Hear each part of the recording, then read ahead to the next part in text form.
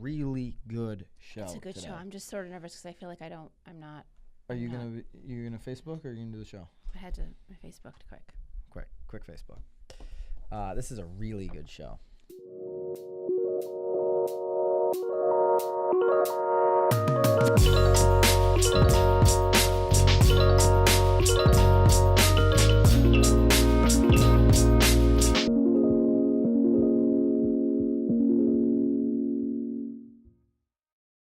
This is Byron Lazine and Nicole White, and you are tuned in to episode 51 of The Real Word. Word is up. Word up. Word is up. Maybe it sounds a little bit different. I bet maybe it does. If you're listening along. I don't know why. We had a little upgrade to the upgrade. We actually just took off the friggin' situation. lid like we were supposed to 50 episodes ago.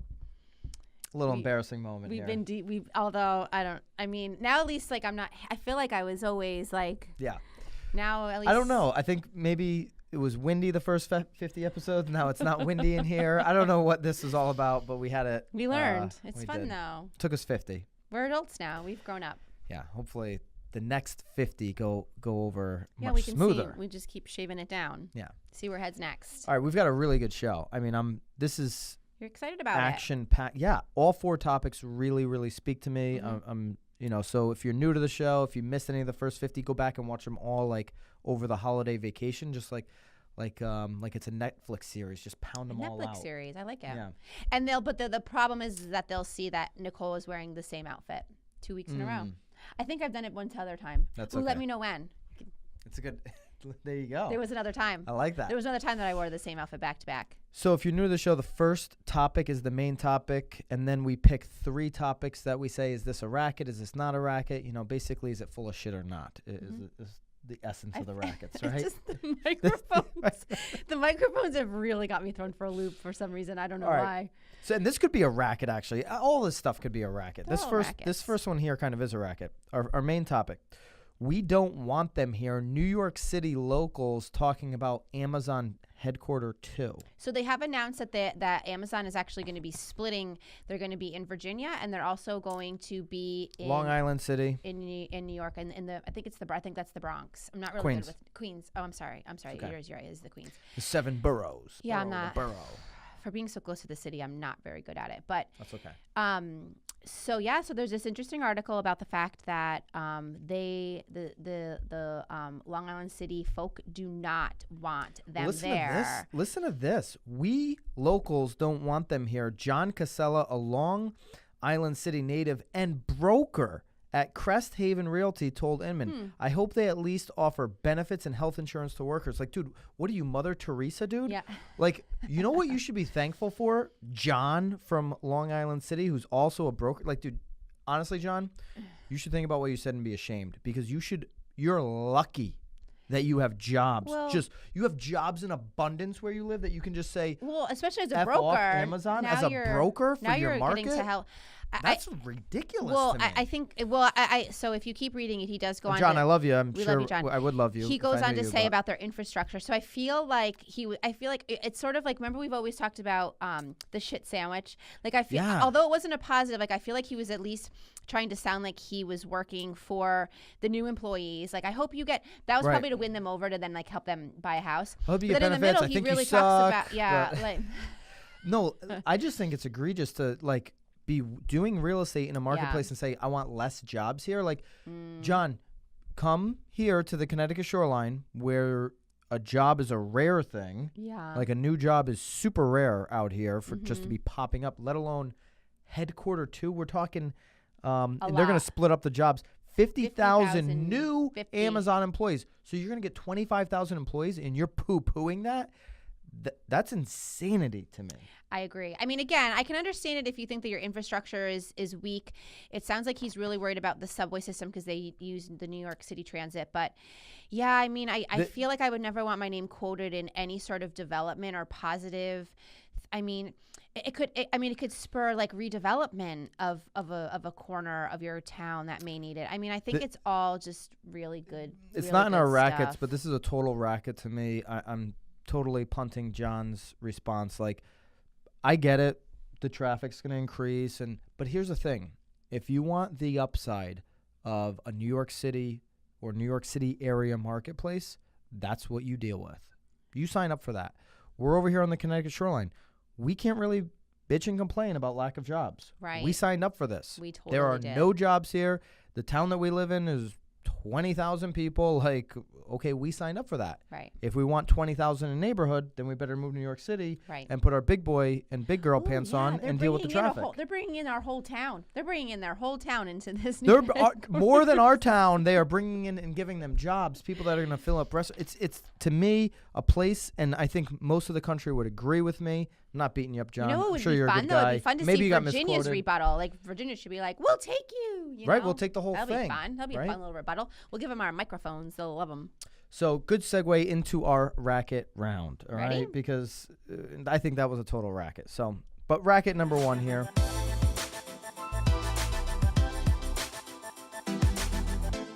Marijuana and real estate, and I love National Association NAR, of Realtors. yeah. NAR, your Look at Realtor Realtor.org. Mag really tickling your fancy today. I like it.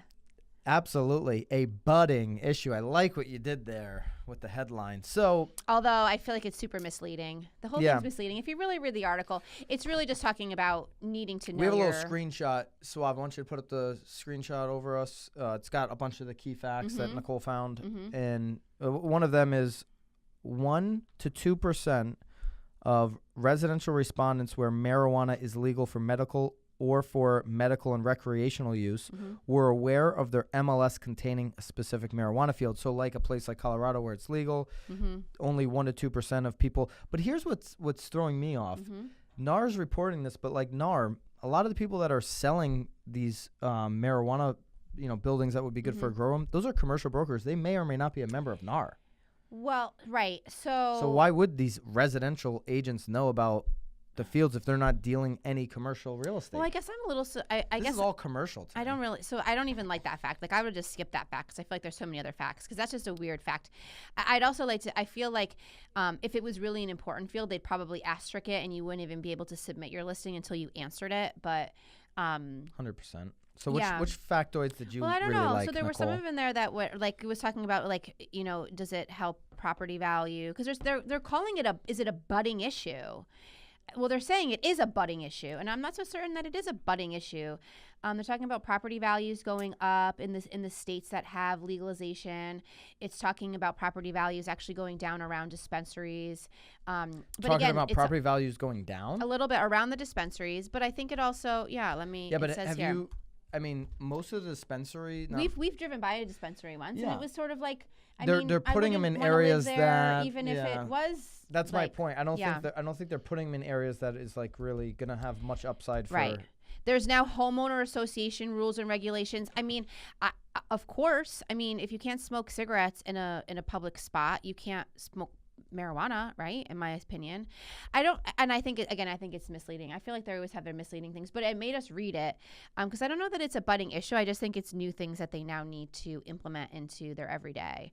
So I just looked up a quick fact, and this is a Colorado Biz magazine, so I don't know how accurate it is, but presently marijuana consumes 3% to 4% of all industrial space in the metro area. So I don't know that was 3 or 4% of competition that wasn't there however many years ago in Colorado. Right. And it could have just been like an empty building for all we know. Certainly good for industrial zoned real estate owners and brokers.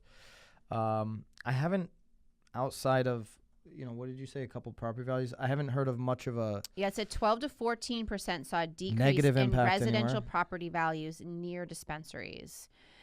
I mean, that's really only 10% of the market that's seeing. Yeah, I haven't heard of much of a negative issue. Listen, if it's going to create... And I don't have the stat in front of me, and maybe somebody does, but Colorado, I believe, it's created a new tax. That could be a good thing. You get money flowing into your economy, and going back to the Amazon thing, you get jobs flowing into your economy. Less about money. You get jobs flowing, and if this can create jobs, I don't have the numbers on how many jobs it's actually created, but you get jobs flowing, that's always a positive to me because the rest of that stuff with jobs and tax money can work itself out. Like, right. I don't know that there's a little bit increase of crime, but Maybe there is. These are high cash businesses. Yeah, this would be more like because I would almost this would like be more like there's, mafia crime. People like robbing the dispensary for their money. But I also feel like it might decrease a little bit now, right? Because now that it's like legal, like you're not like hitting people up on the streets to like pass on a the little. Streets. Yeah, I mean, I've never done marijuana, so I have no idea how like the whole thing goes down. But how many street deals are happening for a dime bag? You think these days? I would imagine not many. Does anyone even buy a dime bag anymore? I mean, that's like shake. All right, racket number 2. Why seller, going right from the dime bags to Zillow, that seems super fitting. Why seller leads are Zillow's biggest opportunity. Shout out to David, David L. Ness, help me on the last name. Reebstein? That's what I'm going with. David, anyways. She's out to lunch. Appreciate the email. Yeah, I've got the name in there. Email from David L. Reebstein. And this was his comment. We're going to link this article up like we always do. He wrote to me, is anyone buying Zillow stock? And so I'm like, I paused and I thought about what he said there, because basically he's referring in this article, is talking about all the seller leads that they're going to generate in 2019. Mm-hmm. It's going to be more. I think they'll generate. Because of their iBuyer. Yeah. Right. And here, I'll make a prediction. I think Zillow's going to create more seller leads in 2019 than they have the entire time they've been in business. Okay. I think they're going to produce an obscene amount of seller leads. Mm-hmm. Now, if you open this article up, I'll encourage you all to do that. So I've done seller leads before. I actually did it on Realtor one time. Those were crap leads. I know what you're talking about. Right. I mean, they were crappy. I was able to have conversations with multiple people but when they clicked the link, they didn't realize that it was going to an agent. They just thought that they were getting like a value on their home. When they drop iBuyer nationwide, these are people really reaching out to get some type of an offer, and when they realize that's not the offer they want, and then they talk to an agent about selling their home. Yeah, no, I'm just asking you what you think. That's a much better lead, right? Than, I agree. Then what's the value of my home? It's a lot less. It's a lot less misleading too, because on Realtor it was like, want to know the value of your home. Click here, click there, click everywhere. I mean, my daughter would probably click it, being like, cool, like I want to know what my house is worth. Like, and then fucking mom's been lying to me. She won't even buy me a goddamn lollipop. Got a $500,000 house over here. Easy peeps, yeah. You know. So I do think that obviously this will be a much like better lead source than the realtors like misleading leads. Yeah. 100%. Mm-hmm. Open up this article. So you are buying stock though, to answer his question. Well, here's the thing, David. I think I'm not a financial planner. Can we do a little disclaimer here? A little like flash. I am not a financial planner. Yeah, Straight I mean, up, he was talking with the cover on his mic. Just remember that. Remember that. So I'm not the brightest guy. But I don't know, if I'm sitting on money and I want to invest in the stock market and I know a little bit about the real estate world, or I know a lot of it, like people watching this show, and you know exactly that Zillow's being strategic, they're not stupid what thir doing. This chart, which, Suave, please put this chart up, and you can go to the article if Suave forgets, basically, and look at the chart. It says Zillow's premier agent year-on-year revenue growth. From 2016 to today, it has gone nothing but down. And when you look at Q4 of 2018, it is down significantly. Q3, it was down. It's taken a big hit with PA4. Mm-hmm. You think Zillow's trying to put themselves out of business? I actually do. I think they are trying to put the old model out of business to come back and clean up in 2019, 2020, 2021 with the tweaks that they're making. So I think a stock that's gone from 65 at its peak this year down to it's trading right now in the $27 range is a huge win. People always say, how do we get Zillow as agents? You buy their stock and watch it quadruple over the next 4 years. It is interesting. And 4x your money. Because they've done this to themselves. They have done this to themselves because they see a broken model and they see huge opportunity, and they're not going to let Open Door get it. I don't know. Zillow's pretty smart. I think they're going to create a lot of seller leads. They are 100% tapping into your commission more than ever before. Well, I think what's really interesting, though, too, and it just is what it is the timing, though, too, because we're also entering sort of like, and everyone like is just always so worried about the word recession, but, you know, we are sort of on a downswing, and we all know that the only way to win is having the listings. So they're smart in going after the listings, because that is we're all going to be like super hungry for the listings come the next 7 years, because that's where we're going to be. And here's the thing. I think that if you're comfortable with 35%, whether you pay Zillow on a monthly fee or whether you do the straight up referral fee, which is coming. If you're comfortable with 35% of your commission, Zillow's going to have a great product for you. Right. Like if you're comfortable with massive commission compression coming from Zillow, and listen, I think that some agents should be, because they may not have the business structure to build brand. I think you should focus there. But if you can't do it and you need to eat day to day, 35% off the top could be a great model for you, because they are going to produce really good seller leads in the future. They're setting themselves up for that. And so that's why I think the stock will do well. So David, really appreciate the email and the article.